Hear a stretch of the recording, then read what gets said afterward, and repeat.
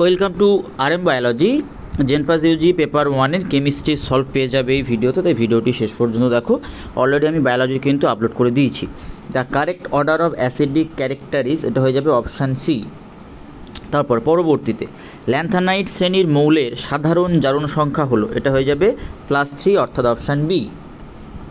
Select the incorrect statement, এই জায়গাতে যে প্রশ্নটা আছে সে প্রশ্নের উত্তর হয়ে যাবে সন্ধিগত মৌল জটিল যৌগ গঠন করতে পারে না, এটা ভুল আছে এইটা। তারপর হচ্ছে কোন মৌলের পারমাণবিক সংখ্যা 22 হলে তার ভ্যালেন্স সেলের সঠিক ইলেকট্রনিক বিন্যাস বা ইলেকট্রনিক কনফিগারেশনটা হচ্ছে, এটা হবে অপশান সি। 25-এর ক্ষেত্রে উত্তরটি হয়ে যাবে অপশান এ। তারপর দ্য গ্রুপ অফ আইসোপেন্টের অত্যন্ত সহজ একটা প্রশ্ন, এক্ষেত্রে উত্তরটা হবে কিন্তু অপশান ডি। তারপর 27-এ যে প্রশ্নটা আছে স্ফুটনাঙ্কের ক্রম নির্ণয় করতে বলা হয়েছে, তো এক্ষেত্রে উত্তরটা হয়ে যাবে অপশান এ। এই কেমিস্ট্রি তোমরা কিন্তু একটা বোনাস পেতে চলেছো হয়তো, সেটা আমি পরবর্তীতে বলছি।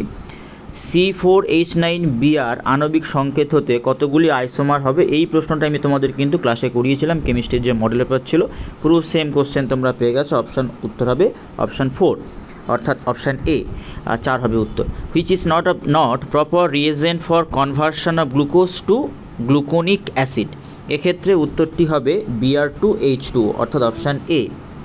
30-এর ক্ষেত্রে একটি মাইসেল দ্রবণের মাত্রার সঙ্গে পৃষ্ঠস্থানের নির্ভরশীলতা, যেটা তার একটা কোশ্চেন দিয়েছে, সেই লেখচিত্র কোনটা, সেটা হচ্ছে অপশান বি।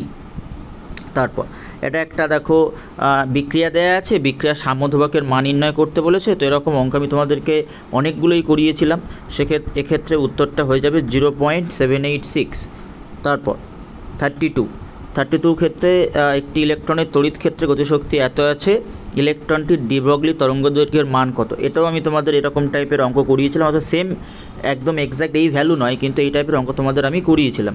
অপশান এ হবে কারেক্ট। তারপর 33 ক্ষেত্রে সঠিক উত্তর হয়ে যাবে অপশান সি, এটা আমি লাস্ট ভিডিওতে করিয়েছিলাম। দেখো আইসোথার্মাল এক্সপ্রেশন একটা কার্নট ইঞ্জিন দিয়ে করানো হয়েছিল।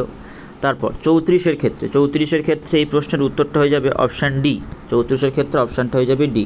তো আমি যে বোনাসের কথা বলছিলাম, এই পার্টিকুলার প্রশ্নতে একটু ভুল আছে। দেখো যেটা ইংলিশ কোশ্চেন আছে, which one of the following species is not আইসো ইলেকট্রনিক, অর্থাৎ সিওর সাথে আইসো ইলেকট্রনিক নয়, সেক্ষেত্রে আবার বাংলায় লেখা আছে সিওর সাথে কোনটি আইসো ইলেকট্রনিক হয়, অর্থাৎ আইসো ইলেকট্রনিক সেটা জিজ্ঞেস করছে।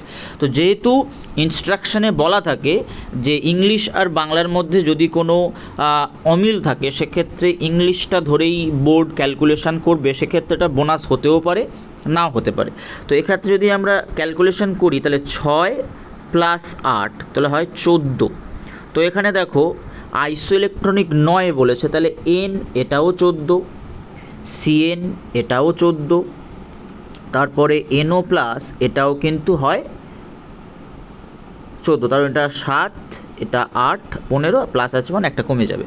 O2+টা হয় 16, তার থেকে 1 যদি মাইনাস দিই হয় 15। যদি অ্যাজ পার ইংলিশ বলো তাহলে কিন্তু আইসো ইলেকট্রনিক নয়, উত্তর হয়ে যাবে অপশান ডি। এবার যদি বলো সিওর সাথে কোনটি আইসো ইলেকট্রনিক হয়, তাহলে এ হবে, বি হবে, সি হবে, তাহলে সেক্ষেত্রে আমাদের অ্যাজ পার ইংলিশ উত্তর হবে অপশান ডি। যদি বোনাস পাও তো প্রত্যেকেই বোনাস পাচ্ছ। তারপর আমরা ক্যাটাগরি 2-তে চলে যাই। ক্যাটাগরি 2-র ক্ষেত্রে উত্তরটি হয়ে যাবে অপশান সি, অপশান ডি প্রথমটা। 37-এর ক্ষেত্রে হবে এ, সি এবং ডি। তারপর ক্ষেত্রে 38-এর ক্ষেত্রে উত্তর হবে অপশান বি এবং অপশান বি, অপশান ডি। আচ্ছা, তারপর দেখো নিচে অপশান বি, অপশান ডি হলো। তারপরে হচ্ছে 39-এর ক্ষেত্রে এখানেও একই, অপশান বি এবং অপশান ডি। 40-এর ক্ষেত্রে উত্তরটি হয়ে যাবে অপশান এ এবং option C, option A, option C.